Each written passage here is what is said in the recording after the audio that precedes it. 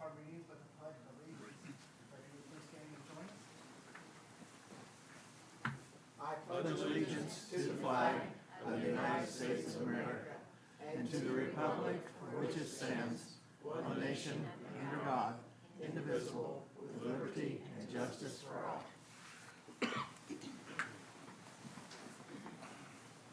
We will now have a moment of silence of prayer.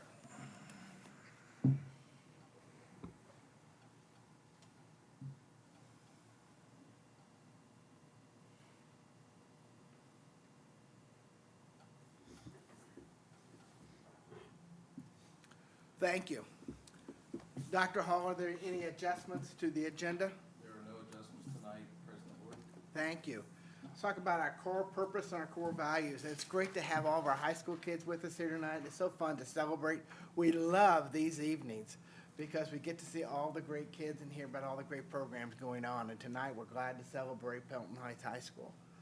Our core purpose is success for all students. Our core goal is at least 90% of students pass language arts / English and mathematics on state assessments. Our core values: character, we will continue to be an institution guided by ethical strength. Students, we will continue to put students first in our priorities and our decision making. Service, we will continue to be an organization known for its servant spirit. Stewardship, we will continue to embody the qualities of stewardship. We have this time comments from patrons, and we did not have anyone sign up to comment this evening. So we'll start off at this time. Mr. Rose, with your Academic Spotlight Awards. We'll do the Spotlight Awards, and he has his presentation. After those two, we will take a short break, and we'd love for you to be out in the lobby. We'd love to take some pictures. And then you're more than welcome to stay for the rest of the meeting, but to be honest with you, most people leave. So we understand. So, Mr. Rose, thanks for being here. Thank you, Mr. Lord. And as he mentioned, we're here to do a spotlight on the high school, and we're going to start out with our Character Council Awards tonight.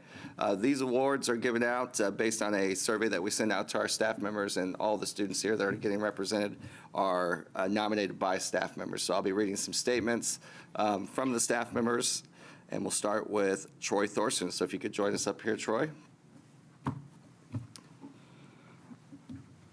Troy is one of the most responsible and polite students at PHHS. Troy is always eager to help and be prepared for class. That is from Mr. Mayfield.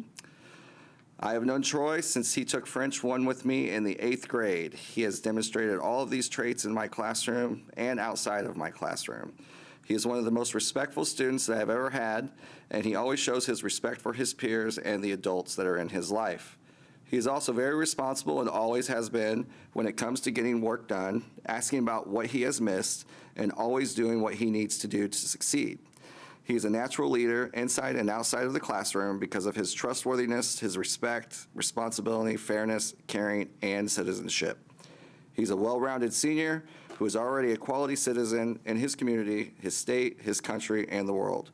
Troy is very deserving of all the accolades from Mr. Stevens. Not only is Troy an amazing student, you can always count on him to do the right thing. He encourages others, always checks in on his work, and works hard to improve, from Mrs. Neely. So Troy, you've received the Trustworthiness Character Council Award. Congratulations. Take a quick lap around here.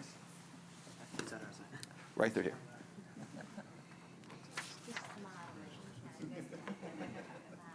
Ready to go, Troy?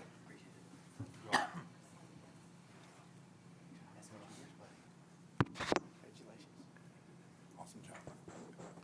Congratulations.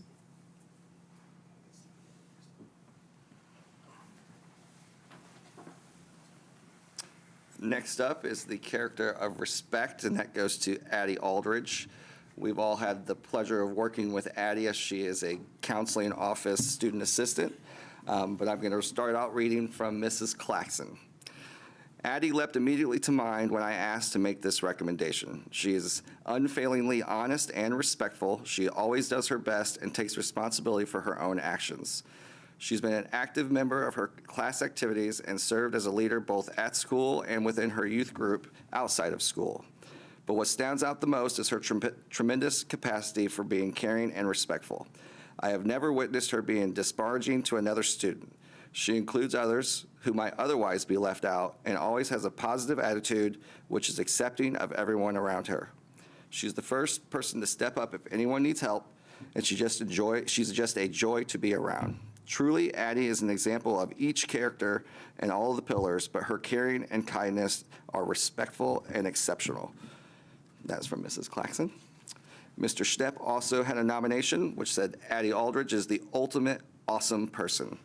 She is so kind, looks out for others, and is insanely a good person that brings people joy and someone that a lot of people need to look up to. Addie is the epitome of top-tier character and would be extremely worthy of being selected at any one of these characters. Congratulations, Addie.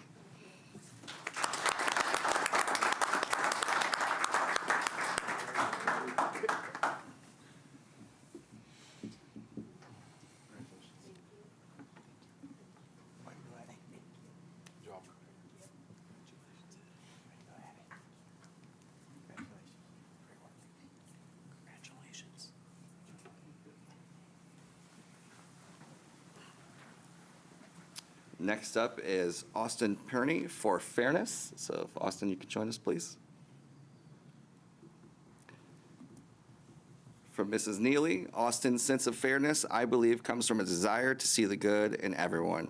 As top of his class and a class officer, he could flaunt his position, but instead humbly and genuinely seeks to hear opinions from others. Mrs. Goodpaster also nominated you. Austin goes above and beyond in all that he does. He works hard, shows up for his peers, and gives back to his school community. He is one who comes up with great ideas for student council, and his involvement inspires others as well. Congratulations, Austin.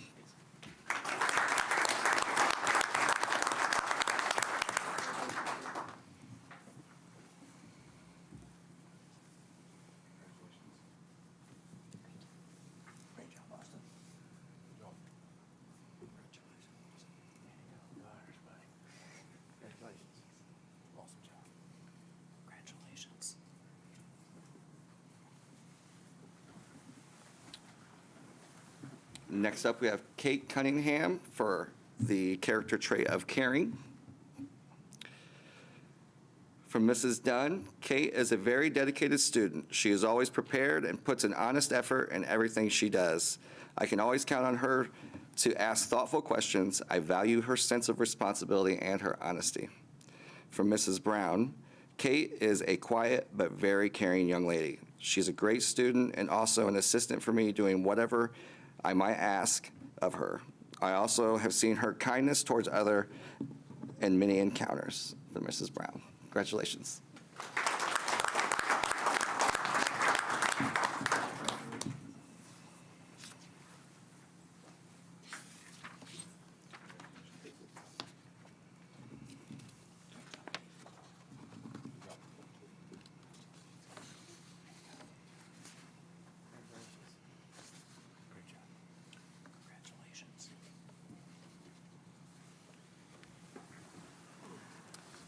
The next two I'm going to read, actually I'm going to have Mr. Jones read because it's kind of awkward for me to read with him standing right here when he's written multiple things here. He's going to go ahead and tell you about Chris Colorado. He could not be here tonight. He's getting the Citizenship Award, but obviously he's a hard, dedicated worker, and he's working tonight, so he could not take off work for that. And the other Character Council Award would be to Ava Gerald, and that is for the responsibility, but Ava is flying to Boston tonight to compete in a national cross-country event, which I'm sure nobody here is surprised if they know Ava. So if you'd like to read this. Yeah, sure.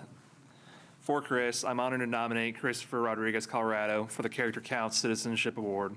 He exemplifies leadership and a strong commitment to his school and community.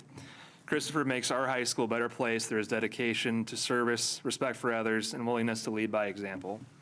Whether volunteering in the cafeteria, assisting the custodial team, helping with the program printing, or simply being a positive presence, he constantly puts others before himself and gives his best effort every day. I can't think of a more deserving candidate for this award. Christopher's dedication to improving both his school and community truly sets him apart. That's for myself.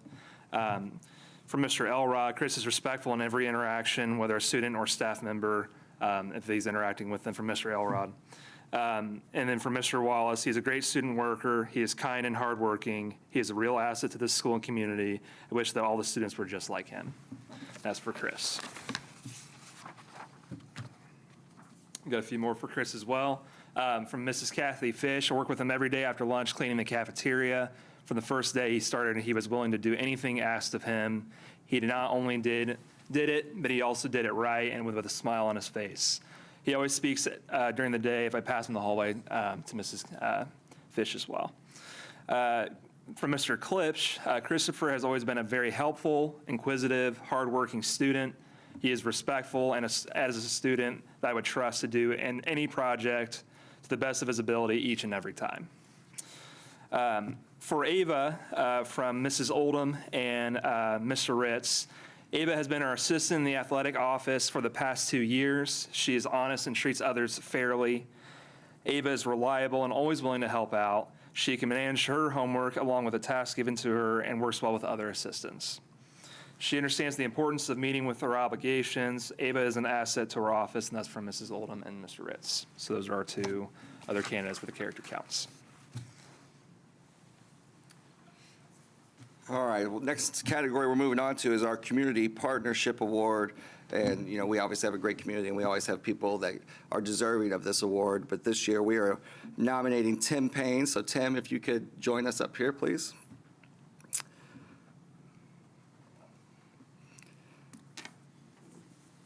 So Pendleton Heights High School is proud to recognize Tim Payne of Payne Technologies with the Outstanding Community Award for his unwavering dedication and generous support. Tim has always been an invaluable resource in maintaining and improving the school's aging PA system, always stepping in whenever assistance was needed. His expertise and commitment have ensured the crucial communication systems remain functional for us and playing a vital role in the safety and daily operations of our school. Beyond his work on the PA system, Tim has dedicated countless hours to enhancing the swim program's audio system, ensuring clear communication during practices and events. His efforts also extended to reworking the cafeteria speaker system, involving sound quality for school gatherings and announcements in the cafeteria. Additionally, Tim has gone above and beyond to assist with various facility audio needs, making sure that students, staff, and visitors can rely on the effective sound system throughout our building. Tim's selfless contributions have had a lasting impact on Pendleton Heights High School. His dedication to improving communication infrastructures, enhancing both learning environment and overall safety for our entire student body. The school is incredibly grateful for his time and expertise and generosity. And I'm losing my spot. And this award is well-deserved in the recognition of his outstanding commitment to Pendleton Heights High School. So, Tim, thank you so much for dedicating your time to us.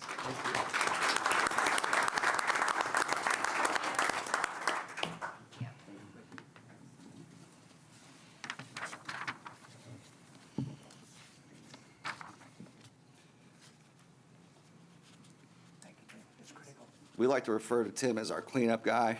So we spend a lot of money on getting systems up to par, and then he's always ready to come in and do things in a hurry for us when they go haywire.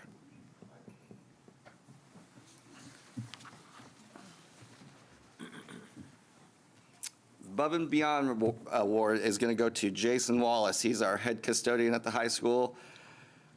And we can't say enough about him, so I'm just going to read everything we got here, because if I did read everything that everybody would like to say about Jason, you guys would be like, I want to go home. Please stop.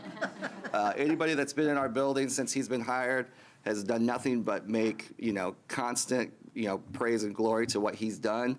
The cleanliness of the building is just superior, especially when you consider the age of our building. I know he takes pride and dedication in that every day.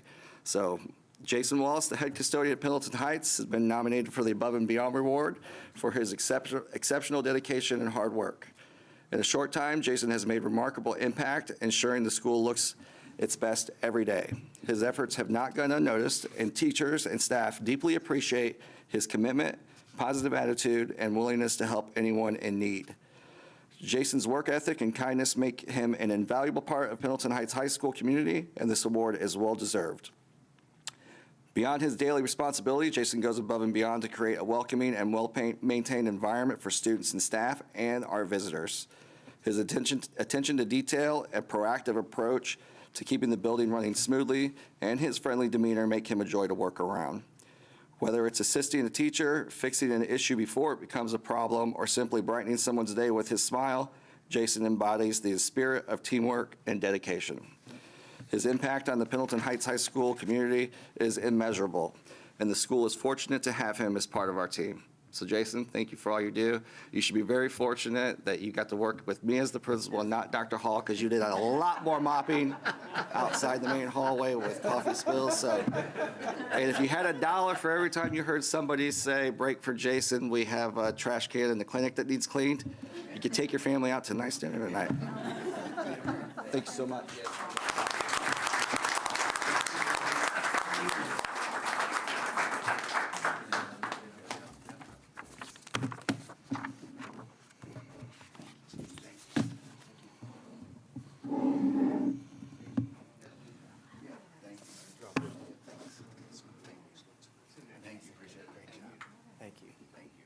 Thank you.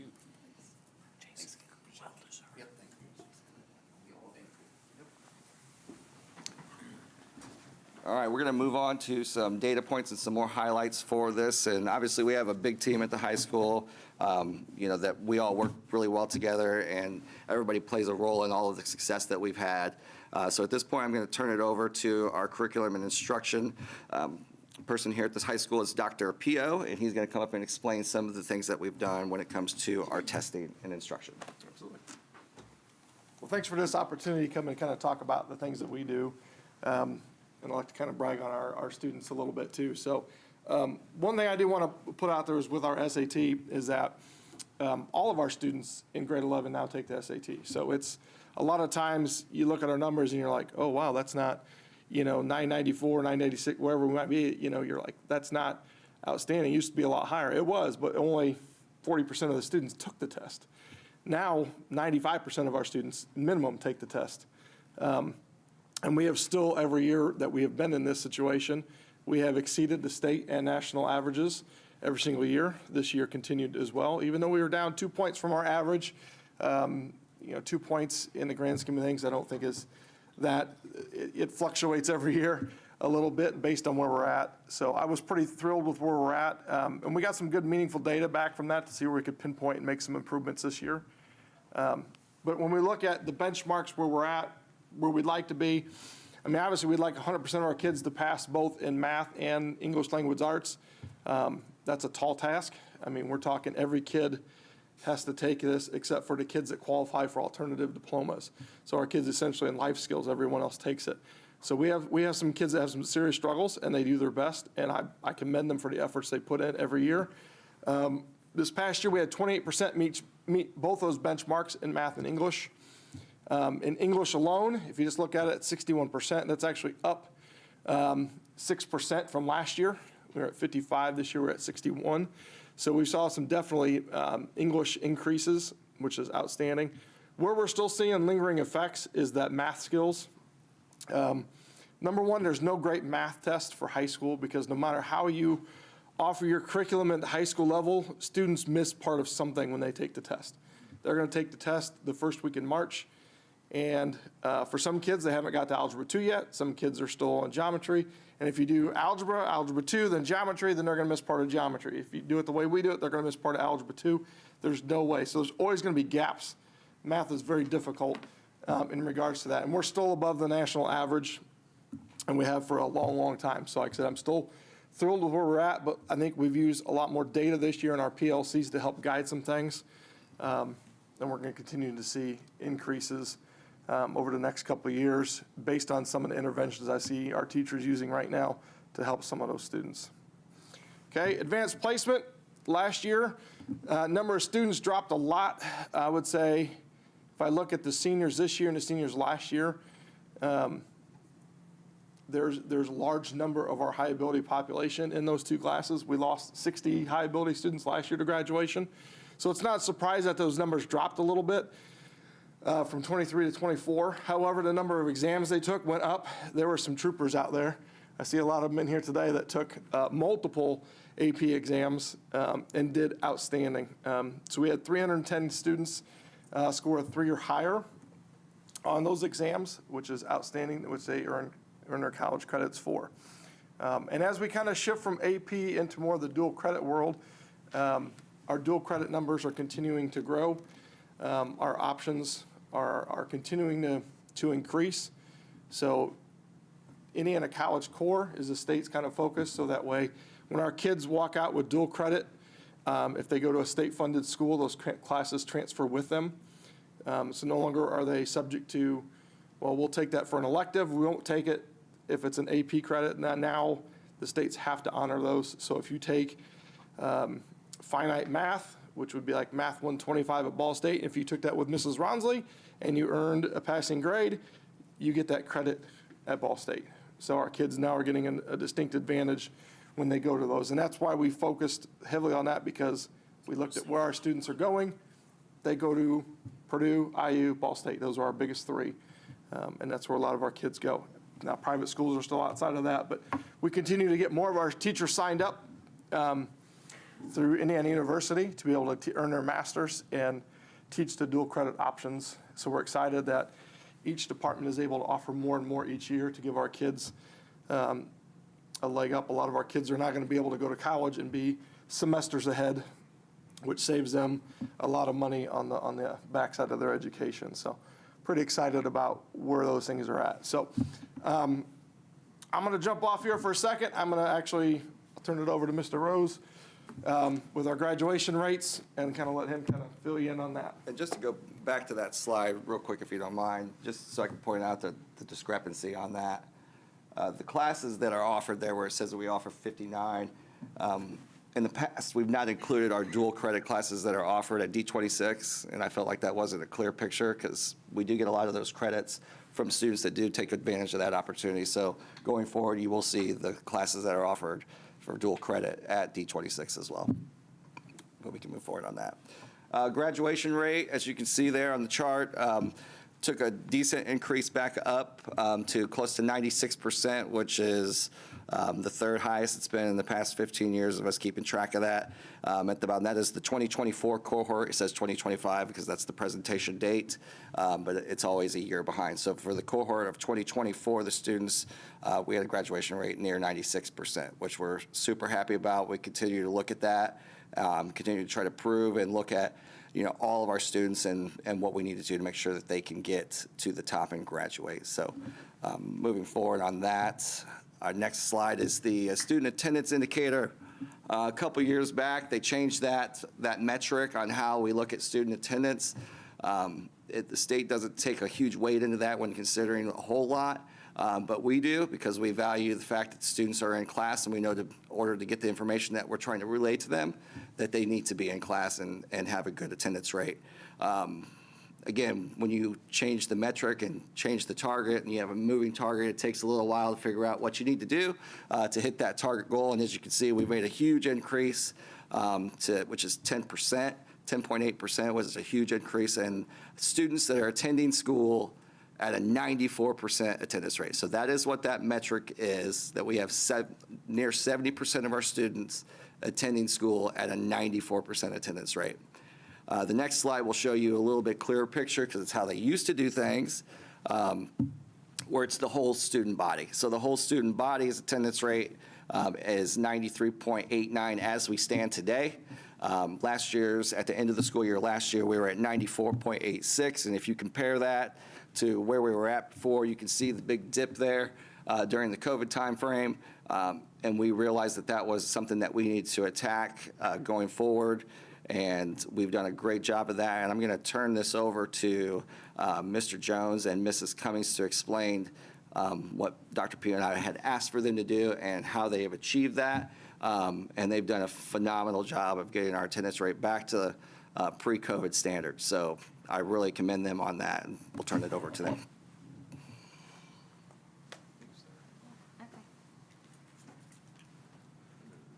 Okay, so I'm Lori Cummings. This is Ryan Jones. I oversee the population of A through K, so last name A through K, and then he has the other half of the alphabet. So we split up like roughly 1,500 kids. Yeah.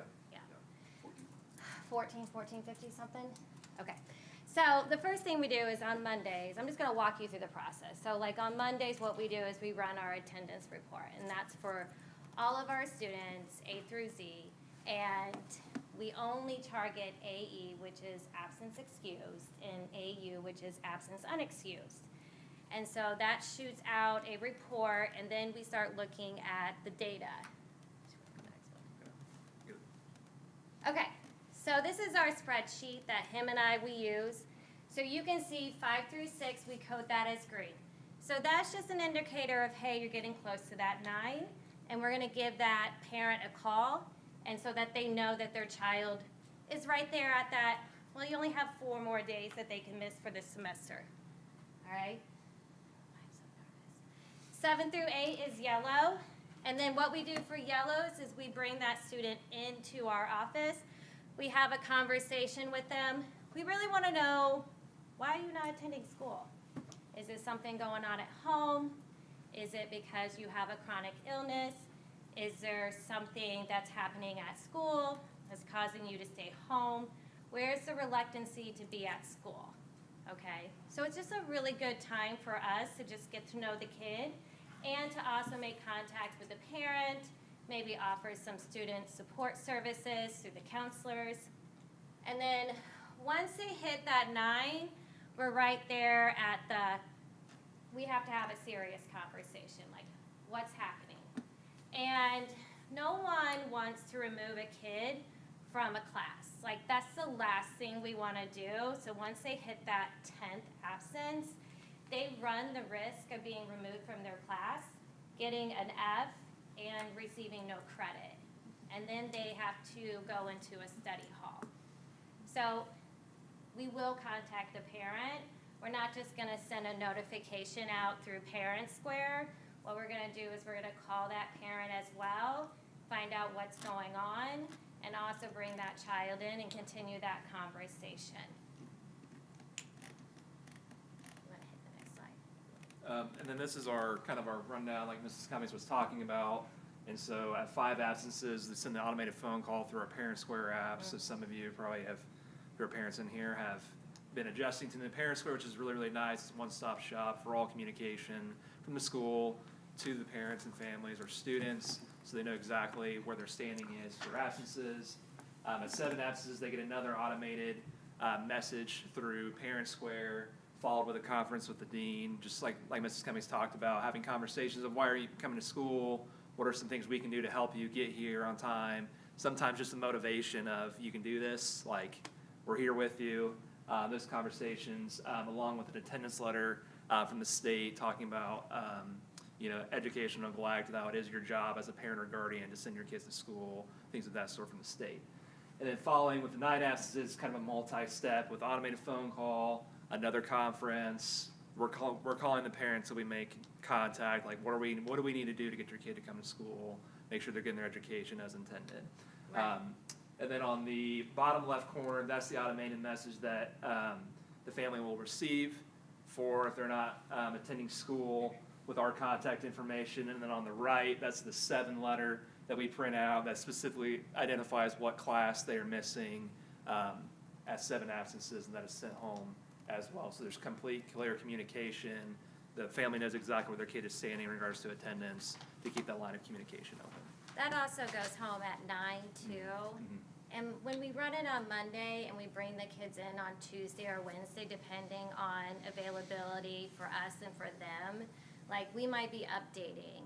And a kid might have 11 absences. That doesn't mean that we're gonna automatically take them out of that class. Like we really are trying to work with kids and keep kids in the classroom, especially if they're being successful, because it doesn't always correlate, like just because they have an attendance issue doesn't mean that they're not doing well in that class, and nobody wants to take a credit or a high grade from a kid when we can figure out why they're not at school. And it could be just as simple as moving some of their classes around, maybe giving them a study hall in the morning instead of whatever class they were taking, if it's a seamless switch. Maybe instead of getting to expulsion based on attendance, we're doing like CLC, which is Carnegie. It's our alternative program where they will be with Mr. Cook and they will be on Edmentum. Or maybe we're putting them online through our virtual program. So that would be Edmentum as well. Yeah. Ask a quick question. On these absences, you were talking earlier about absence excused Yes. versus unexcused. Are these only for the unexcused absences? No, No, so they're they're lumped together. So they only get 18 for the year, and they get 9 a semester, and they get 9 per class. And if they go to the doctor, whatever type doctor, they just bring a doctor's note in, and we code that differently, along with funerals, voting, College visits. Field trips. Extenuating circumstances that's just out of their control. But they're all coded the same, like AE, AU. But yeah, they're all lumped together. So we encourage our parents to call us because we just want to know that the kid is at home and safe and someone knows where their child is, right? So when we start to see a lot of the AUs creep up, that's when we start to get concerned. Like, are the parents aware that this child is staying home? What is going on? Is there something going on that we need to start looking into ourselves? Do we need to bring in our officer, Officer Baker, for a wellness check? I mean, there's all things that we're trying to do to make sure that our kids are at school.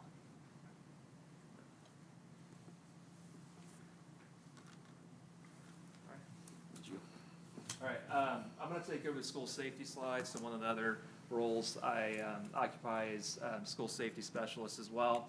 So last time we talked last year, one of the big things that Mrs. Cummings really helped out is preparing all of our teachers with emergency bags they will take during evacuation drills, as well as vests to help identify staff members and who has kind of what role during drills or emergencies for evacuation drills. That's kind of also paired with our change to the phrases evacuation drill, lockdown, shelter, really trying to clean up that language so grades K through 12 know the exact same language, and it's used in every building. So we're telling exactly what the kids to do. You know, it's not a fire drill anymore, it's evacuation drill, because you start getting those redundant language. Like there used to be something called a reverse lockdown drill. That was the exact verbiage that used to be used, and that's kind of counterintuitive and kind of an oxymoron. So instead, we just say, we're evacuating to your fire drill location, or we're evacuating outside. The kids are literally told what to do, and they will move. Secondly, we implemented an electronic hall pass system. I checked today, in 1 month, we had 6,000 passes. People don't really understand how much kids move throughout the building, whether it's to go see a teacher to make up an assignment, to go to the nurse because they don't feel well, college visit, they got to leave early, parent calls them out of school. There's a lot, see a counselor for scheduling. There's tons of movement in the school, and that to help track our students, that really is beneficial, especially if they might be a diabetic or a medical emergency might happen. We know exactly where they're supposed to be, and we can get them care if they need to, or just make sure they're where they're supposed to be. We just implemented a new access control system at the school, so there are no more number key codes going around for the high school anymore. Every staff member has a badge ID where they're able to badge into the building, which once again to help make sure our kids are safe, codes aren't getting passed around the community anymore, and that really helps with streamlining who is actually in the building, and we know who's in the building at what time. In the fall, Mr. Rose and myself attended the advanced school safety specialist training.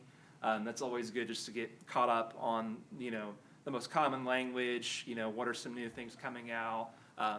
There they have all types of people speaking. I've listened to the Westfield Fire Department, a few SROs from different buildings, police officers, school officials, administrators, all kind of walks of life speak at that. And so we take what we learn from that and try to implement that into our building, what's applicable to our building and the things we need for that.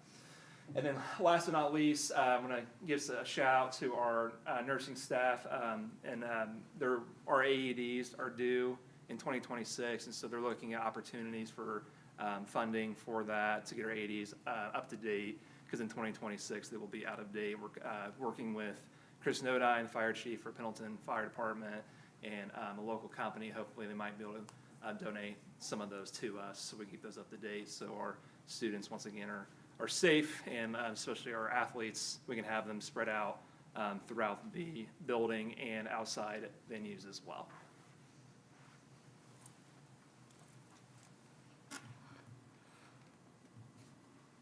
Okay, so we're going to move on to some of the ECA highlights that we've had. As I mentioned earlier, Ava Jarrell, who was unable to be here with us, and Anya Zeller. They both placed second and third in the fall at the IHSAA Cross Country State Championship. Ava Jarrell was also the 3,200-meter state champion last spring, which we never really get too much opportunity to report on because we're out of school at that time.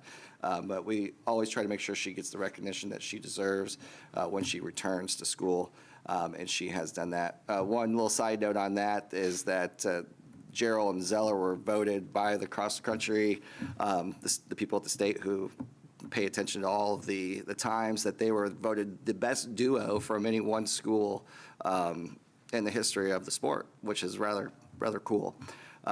So both also really great students, awesome to be around. So we really congratulate them on everything that they've accomplished in that sport. We have a two-time state champion in girls wrestling. She was recognized at our community pep rally that we just had. She was the girls state champion last year, and then it was in its inaugural season this year at the IHSAA. She actually was the headliner. So when you walked into the building, she was the marquee. So, which was really cool for, for everybody to see, for her family, for all of us to see, Pendleton Heights get some recognition at the state level. And she was also the headliner on the program. So what you saw on the headliner at the marquee was also what you got on the program. So really proud of her and what she's done. And we expect to actually see her win it 2 more times. So, but again, congratulations to her.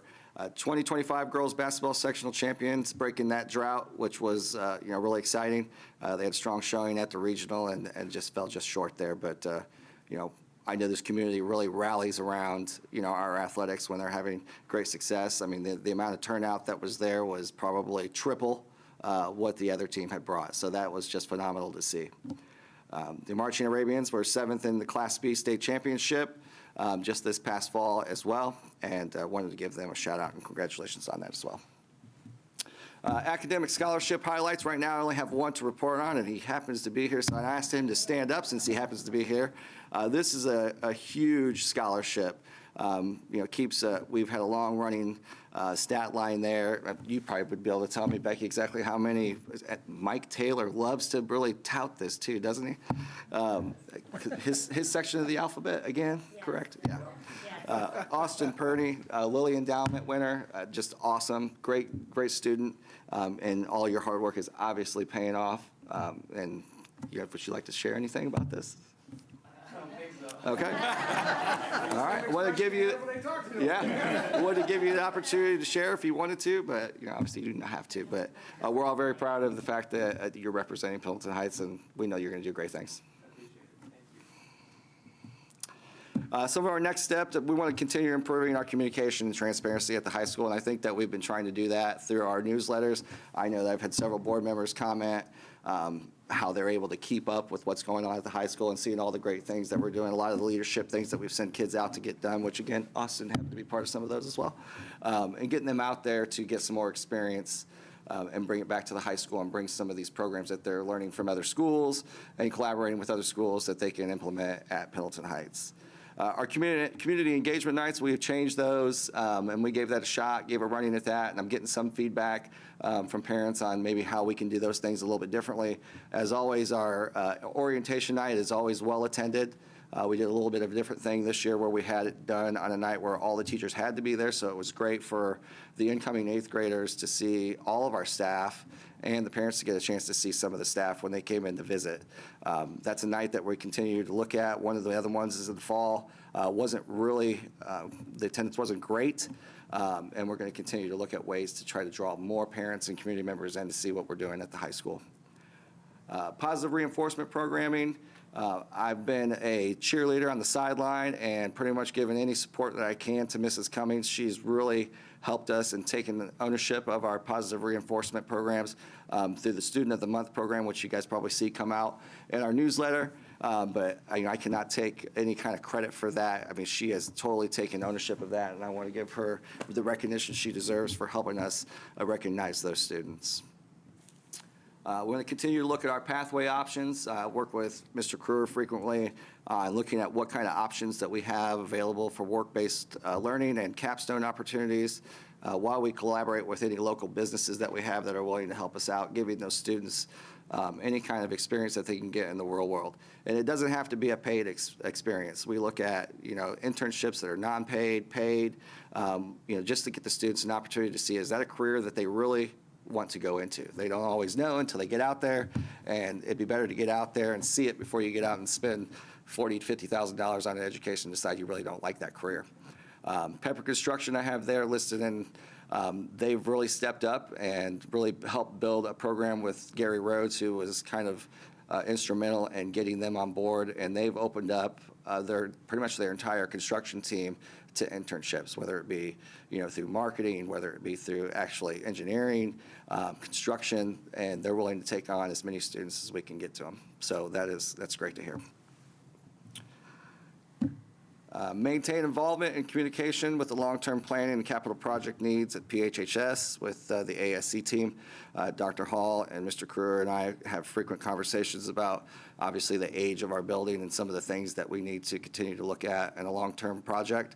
One of the things we're hopeful to get done here coming up is some of the safety structures and the building's doors that are a little bit in disarray at this time. And obviously, with the age of the building, you're going to have that. But we want to definitely improve the safety in the front of the building. And I think we've got a plan working with the engineers going forward that we may be able to get something done with that project here this summer.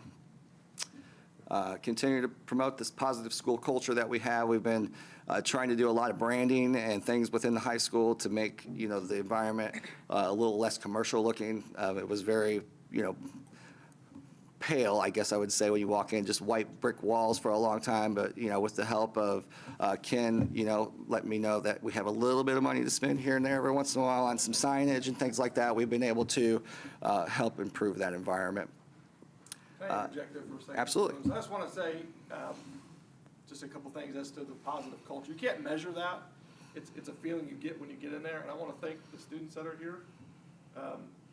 They model what we expect. It's the best student council we've had since I've been here. They're phenomenal, doing a great job. I'm going to make Troy a little embarrassed real quick here.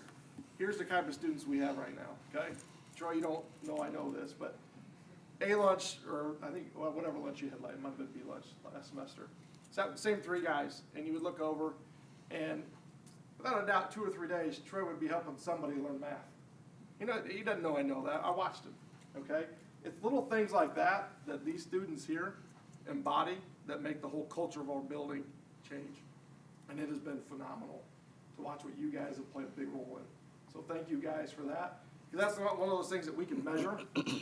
It's a feel, and you see it. And that started with you guys 2 years ago, watching what you guys have done. So thank you guys for that. And I really like the new lighted sign that's inside the front door on the wall. That was great.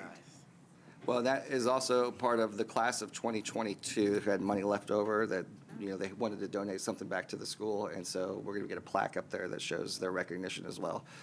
So again, that's not something that's going to go unrecognized by them. We're aware of their contribution to that, and they will be awarded for that. As far as monitor achievement gaps and providing support, Dr. Pio kind of hinted on this earlier with what we're doing with our PLCs, really pushing things out to the teachers to look at why are students failing the class. So we would gather the data of how many Fs we have for 9 weeks. We would look at that, and we look at, is the student just not doing the work? Is the student not understanding the work? Are the student passing assessments but not turning in work? And really kind of drilling down the data to get to the understanding of why the student isn't passing. And so that way we can provide the right support that we need to provide to help those students be successful. Explore utilizing staff, again, for ISS credit recovery and possible reduction in OSS. I feel like that is something that we've looked at, and it just really comes down to every year after we get back from spring break, really looking at how many teachers we have available based on the selections of the courses that are being offered, and if we have the potential to maybe offer ISS with maybe multiple different staff members throughout the day who don't have a full class load. Obviously, having students in school is better than having students out of school. I think that that's been proven over time, and we would really like to continue to look at a possibility of us getting to that point. Explore incentive-based attendance promotion pending current proposed House and Senate bills. If you've been paying attention to that, there's been some of those where they're talking about doing away with consequences for students that are truant, students that have attendance problems, and that's understandable. I mean, it seems counterproductive to send a kid out of school when they're not attending school.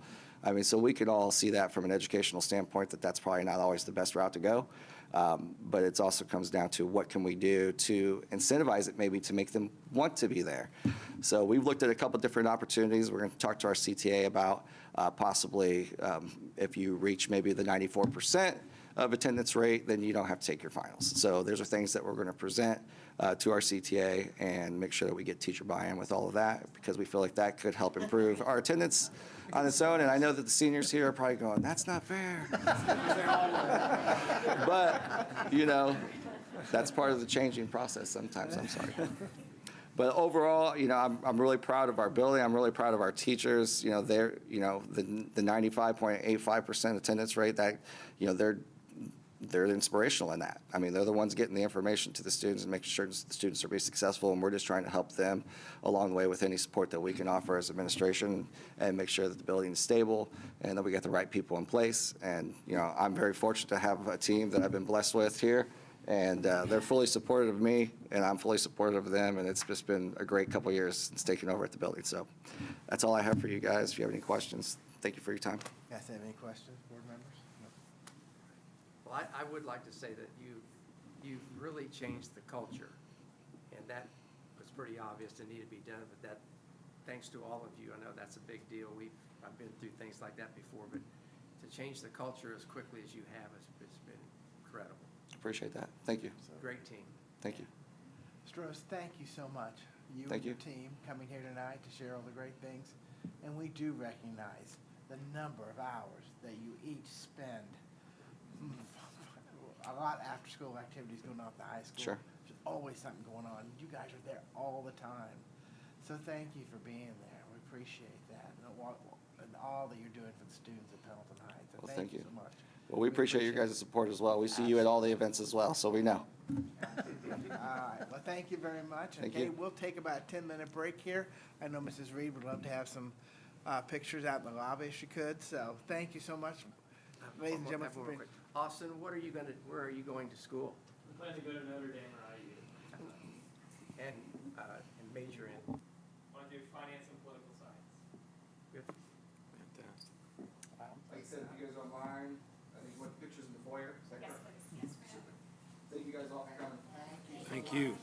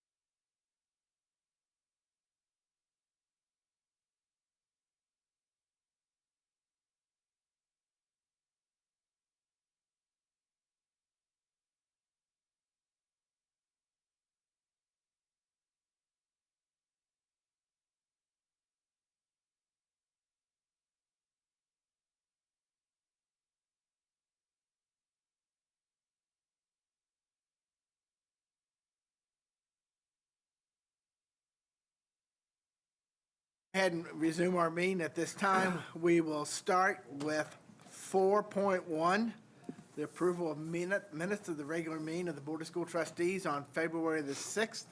Are there any questions about those minutes? Are there any motions about the minutes? Move we approve. Second that. Kevin did. Connie, you want to go ahead and call roll, please? Yes. Yes. Yes. Yes. Yes. Yes. Yes.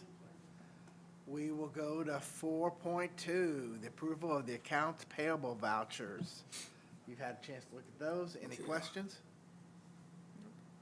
I do have a question, actually. Okay. What, based on this voucher, what's the time period of these? Like the utility? It was 93,000? 98,000, I think. Is that for how much time? Is that for a month? Is that for? That would probably be, of course, we had a meeting 2 weeks ago, so anything that would be within the past 2 weeks. Right, that's But the what- bill for utility would probably be for approximately 30 days. Because that's what was throwing me off, was the Yes. time element. Yeah. Okay, thank you. Okay, any other questions about the accounts payable? I make a motion that we approve the accounts payable vouchers as presented. Second. Connie? Yes. Yes. Yes. Yes. Yes. Yes.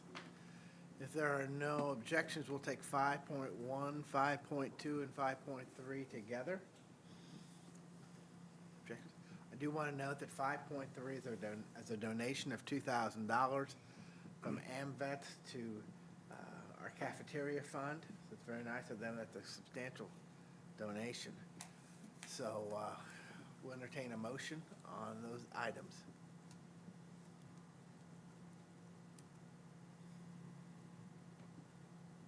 So moved. Second. Connie? Yes. Yes. Yes. Yes. Yes. Yes. Yes. 6.1, board policy updates. Dr. Hall? Thank you, President Lord. In board docs, you will see the policies that we did first reading on last meeting. I've not received any questions regarding those over the last couple of weeks, and so I'll be glad to answer any if you have any at this time. If not, then I recommend that we approve those changes. Board members, do you have any questions of Dr. Hall? Nope. Okay, we'll entertain a motion. I would move that we approve the board docs as presented by Dr. Hall. Second. Connie? Yes. Yes. Yes. Yes. Yes. Yes. Yes. 7.1, cancellation of checks. Mr. McCarty? Thank you, President Lord. Tonight, the administration, per State Board of Accounts, is requesting permission to cancel outstanding checks that are 2 years old as of December 31st, 2024. I believe past practices, treasurer attempts to make contact with at least the larger amounts on there. And if a check is presented, we will reissue a check if they have the check, present the check to us that has been canceled. So that is been our past practice as well. Okay. Any questions for Mr. McCarty on 7.1? Okay, we'll entertain a motion. I'll make a motion. Second. Connie? Yes. Yes.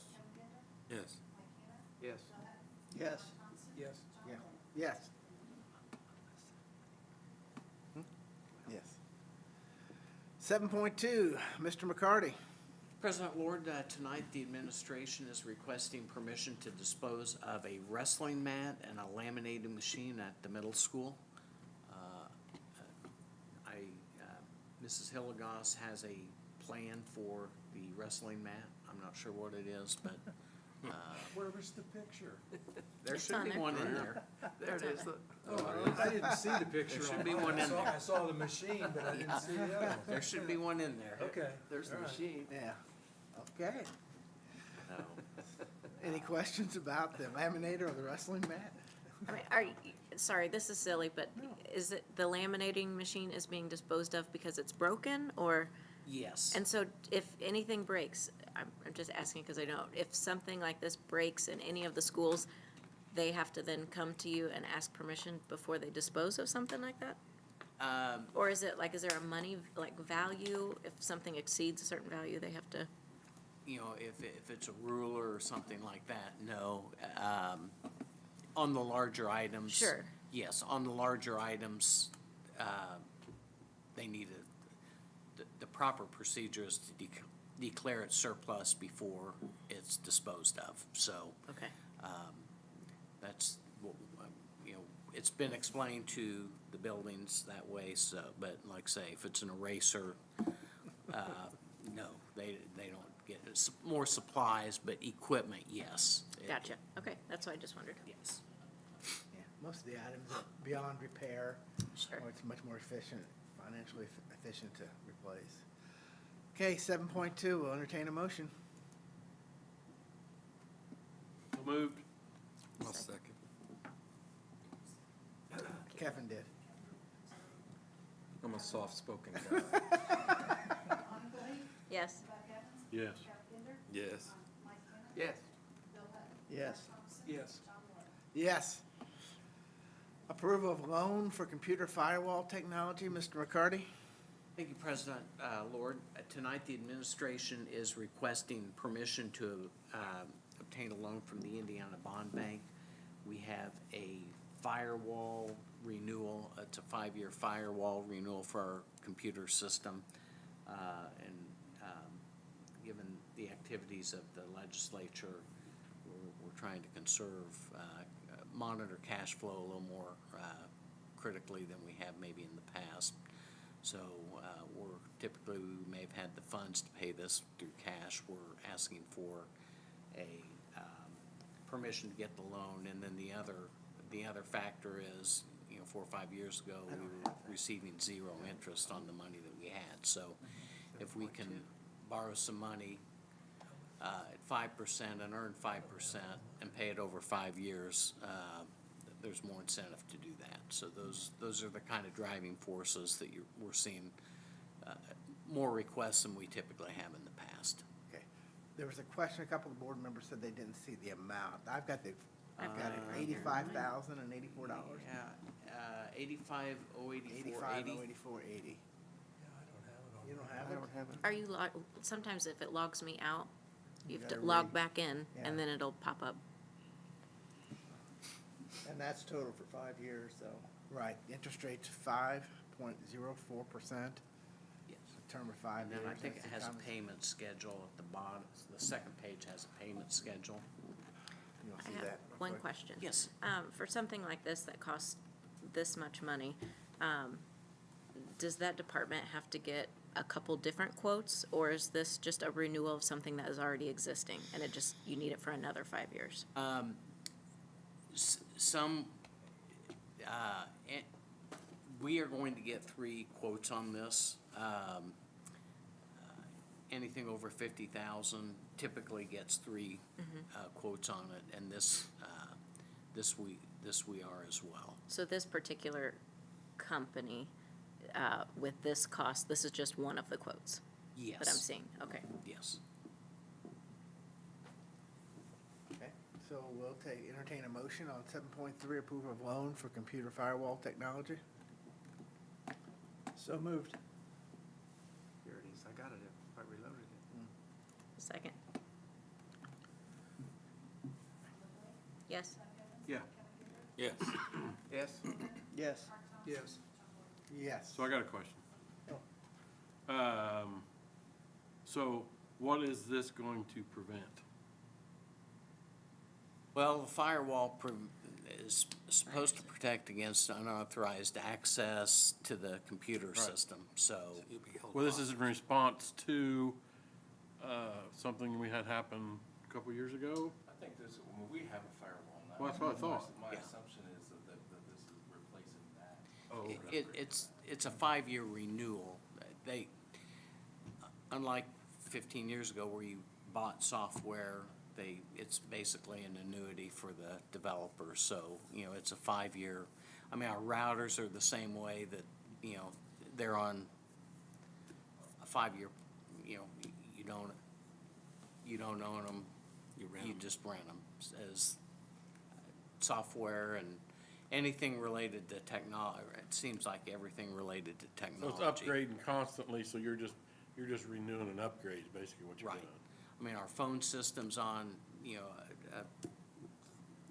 the software was improved, so, the updates are part of your 5-year. I mean, every part of technology, almost all of it is 3-5 year. Such a money pit. Okay. I mean, it used to be you buy software, it's on your computer for 10 Right. years. Now you have to buy a subscription. Yeah, because there's always somebody looking for a crack to get in. You gotta constantly stay ahead. Okay, that's all I had. And Anna wanted to, I guess, clarify. There are some things, for instance, our copy contract, some procure through the state, a state bid, and our buses, and some things through our service center, that if they have gone through a state bidding process or an approved bidding process, the amounts don't have to go through a bidding process or a quote process. So,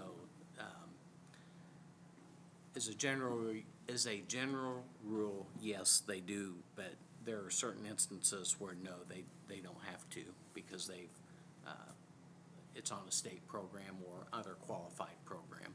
But something like this is just one bid, so then when the other bids come in, do they get presented at a meeting, or is that just for the department head to pick the This would best? be for the loan, so what we would do is if there's one that comes in lower, that's the one that we would go with. Since we only meet a couple weeks, we need to get permission to get the bid going, and obviously, if it's lower than that, that's the one that we will go with, but we need the board permission, because within this, we will get an attorney representation letter that says the board has approved Okay. permission to get the loan. So. All righty. We will now jump to 8.1, comments from patrons, and no one has signed up to speak. Communications from the superintendent. Dr. Hall? I want to say how exciting I am to see 45-degree weather next week. And again, just thank everybody that keeps us going.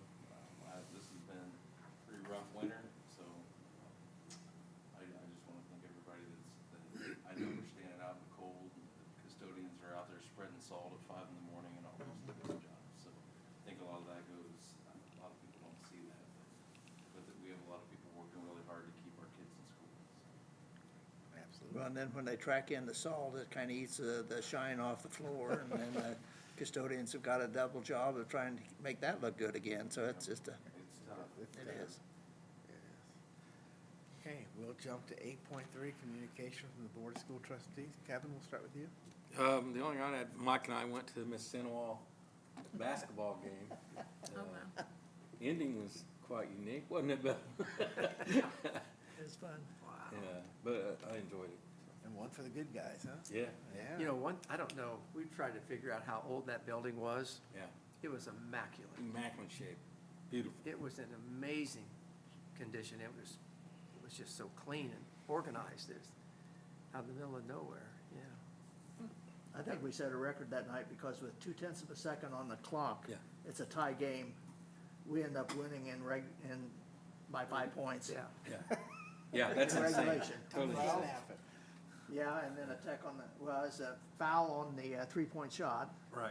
And then the coach went ballistic because the ball hadn't left the player's hand. It was still, but he was in his motion. Yeah. So that's a foul. The coach went ballistic, and so we shot 5 free throws. Mike and I left quite hurriedly. Get out of here. I don't blame you. That's all I had. Mike, do you have anything? Well, I attended I was invited, as some of us were, to the girls' sectional dinner, which was well done and well attended. They did a really good job with that. It acknowledged all the girls and the coaches. It was really good. But again, I think it's pretty obvious that Mr. Rose and his team have changed the culture of the school. And it's obvious. And if you've been in the school business, you can walk in the door in about 3 seconds. You're gonna know pretty quick kind of the disposition and culture of that school. But good job. Good job. Absolutely. Anna? Good luck to Ava this weekend in Boston. And I can't remember if we talked about this at the last meeting or not, but I don't think so. Oh, yes, we did, with Sean Kirby and the DeShongs that were doing the student entrepreneurs. I think that's really great that they're engaging the kids to work on stuff like that. And then one last thing, because I don't feel like it gets, maybe it doesn't get enough attention, or maybe I just haven't been paying attention, but tonight was the last gymnastics meet for the high school. And I just think it's incredible that the high school has a gymnastics team. I wasn't aware of that until recently. Natalie McKinley's on there. And I just think that's really great that they were able to resurrect that How back. many girls are on the team? I am not 100% sure. I just know for sure she is. I saw that one post also. I thought, oh, it's Troy's I just daughter, think yeah. that's incredible that they, That's great. she's really worked hard to kind of get that resurrected again, and she deserves some kudos for that. That's right. Well, we had one in the early eighties, but I don't know when it stopped. After the '80s or mid-'80s, I don't know when it stopped. It went to Crandall's then, and then it Yeah. disappeared. Well, we had it at school when we were in school. Yeah, when we were in Like you school, said, we had it. early 80s, we had a gymnastics team. Yep, I just think it's really neat. I agree. Bill? It's kind of like the rugby team needs some recognition every once in a while, too. Yeah, they do. Ms. Cummings, would you please make sure that your staff is notified of how pleased we are with the way things are going out there? Sometimes they don't hear good news from us or whatever, and if you could pass that on, it'd be great. That's it. Oh, Buck? I didn't even know she was over there. I Thanks can't for see her staying. for the, I see now. First I thought he was talking to Connie, and I think, Bill, you got her name wrong. And then I finally see her head sitting over there. Okay, I got you. Oh, I don't have anything. Just congratulations on a sectional win for the girls. Yep. That's all I got for now. Mark? Been in the high school a lot, with different games and different things. And once again, kudos to the people that take care of the buildings, because it is an old building. I know that because I was there. You were there. But in a very interesting girls' basketball season. Yes. I was a little ticked off that we got beat, but at the same time, they can be proud of everything that they did because they had a good season. Yep. Well, and Casey Warfel, coming in basically second in the county scoring and everything else. She did miss 5 free throws in the regional, and the gal from Alexandria, 1 1 point. point ahead of Yeah. her. So Casey came in second in the county, Yeah. all-time scoring for males and females. By Beat 1 Kojaks. point. point. Yeah, 1 point. The girl from Rappel. And that'll probably get beat next year Beat by that to death. Willis. Is it Oh, Wills she's or Willis? Wills, I believe Wills, she'll yeah. break that. Girl. Pell. Yeah, Wow. Yeah, she's a good She's player. already got 2,000. yeah. She's a good player. Hey, I just want to say, real proud of the high school choirs. They are continuing their success. The number of hours they spend, practicing is amazing also. Just like our athletes and all of our kids. We've just got so many good things going on, so real proud of all of our kids. If we could, I could back up. Yeah. I know some of you know or don't know Juan, the mechanic, bus mechanic. Oh, good point. He did a good job on getting all the buses passed on the first time, so give him a little kudos and a shout out That's right. That's amazing that they can hit 100%. That's right. on the first go-round. Yeah. Yeah. Okay, 9.1 is adjournment of the regular meeting. We'll take motions for that. So moved. Second that. All right, Connie. Just notice I said that louder. Connie. Yes. Yes. Yes. Yes.